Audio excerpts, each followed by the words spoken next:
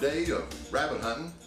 I'm going to give you a recipe when you get back to the house that your family will love. I promise you. Now, this is not something I read in a magazine. This is something I actually came up with a few years ago.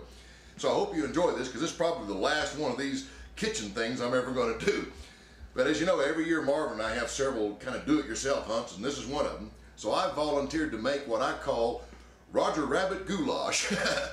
So obviously, first thing you want to do is field dress that rabbit, get the meat cooled down as quickly as you can.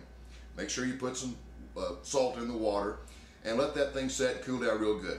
Then just cut the rabbit up, and you have your choice of either frying it or boiling it. It's easier to boil, and it's actually just as good. So boil the rabbit, and just however long however hot and however long you want to take it. I mean, you guys don't get all bent out of shape. Just put the water in a pan and put the cut up rabbit in there, and keep an eye on it. The water will boil down. You'll have to put a little more water in it, but boil it until the rabbit is good and done, kind of tender. Take it out of the water, cut your rabbit up into small pieces. It should be good and tender. If it isn't tender, it probably isn't done, so make sure that gets done.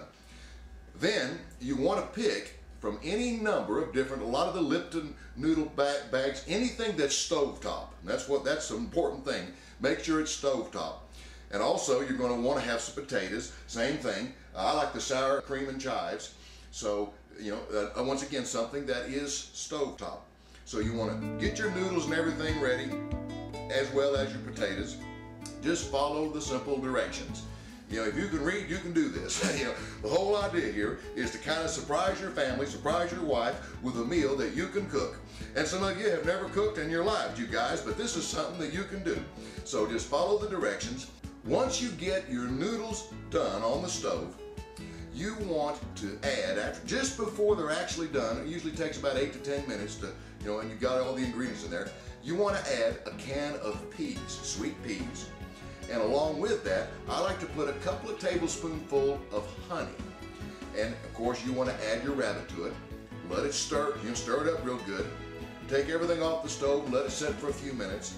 And then what you will have ready to serve is a great meal. I promise you, this goulash is really tasty. You got your potatoes, add a little piece of toast with some butter, and your kids will love it, and your wife will love it, and they'll all be astonished at what a great chef you are. Now, the downside is they're going to like it so much, your wife may expect you to do it all the time.